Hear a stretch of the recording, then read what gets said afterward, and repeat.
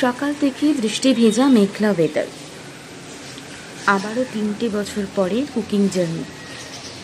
এইবারে আমি আর আমার ভাই দুজনে মিলে মিশে রান্না করব।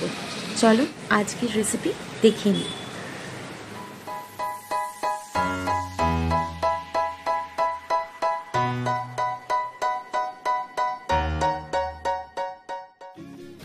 আজ বানাবো হেলদি ম্যাঙ্গো মুস। তার জন্য আমার লাগছে কিছুটা পনির, দুটো আম নিয়ে নিয়েছি এখানে, আর কিছু ন্যাচারাল সুইটনারের মধ্যে লাগছে কিছুটা খেজুর, কয়েকটা আলমন্ডস আর একটু জ্যাগরি পাউডার। আলমন্ডটা অপশনাল, চাইলে দিতে পারো নাও দিতে পারো, ঠিক আছে। আর একটু দুধ, যেটা আমি এখানে দেখাইনি। ফার্স্টে আমগুলোকে কুচি কুচি করে কেটে নেব, যেরকমভাবে পারবে কাটবে, আর কিছুটা রেখে দেবে আর কিছুটা মিক্সিতে দিয়ে দেবে। তো মিক্সার গ্রাইন্ডারে আমরা একটু পনিরটাকে ফার্স্টে বয়েল করে নিয়েছি। বয়েল করে পনিরগুলো দিয়ে দেবো, দিয়ে যে আম কুচি কুচি করে কাটা আছে সেই আমও দিয়ে দেবো এক এক করে। বাট আমটা একটু রেখে দেবো গার্নিশিংয়ের জন্য। আমার রেসিপিগুলো ভালো লাগলে প্লিজ সাবস্ক্রাইব করে দিও আর জানিও কী কী রেসিপি দেখতে চাও।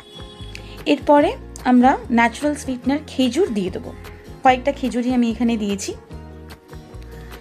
আর আলমন্ডসটা দিয়ে দেবো। আলমন্ডসটা অপশনাল, চাইলে দিতেও পারো নাও দিতে পারো। এরপরে দিয়ে দেবো জ্যাগরি পাউডার কয়েক চামচ, এক এক করে জ্যাগরি পাউডার দিয়ে দেবো। জ্যাগরি পাউডার সুন্দর মিষ্টি করে দেয় খাবারটাকে। সাধারণত চিনি লাগে না জ্যাগরি পাউডার ইউজ করলে। এরপরে আমি দুধ নেওয়ার শটটা দেখাতে পারিনি, তখন ভিডিওটা কেটে গেছিলো, বাট একটুখানি দুধ দিয়ে দেবে। আমি এখানে হাফ বোল মতো দুধ দিয়েছি জলের জায়গায়। দুধটাও অপশনাল, যদি আরও হেলদি করতে চাও দুধ নাও দিতে পারো, ঠিক আছে। দুধটা আমি দিয়ে দিলাম। আর এখানে আমি slim and trim milk use করেছি। এরপর এটাকে একটা সুন্দর পিউরি বানিয়ে নেব। পিউরিটা আমার হয়ে গেছে, এইরকম একটা টেক্সচারের আসবে। এবার এটাকে আমরা সুন্দর করে গার্নিশ করব। গার্নিশিংয়ের জন্য যে কুচনো আম রেখেছি সেই কুচনো আমটা উপর থেকে দিয়ে দেবো, একটু আলমন্ডস কুচি ছড়িয়ে দেবো। দেখো কত সুন্দর লাগছে।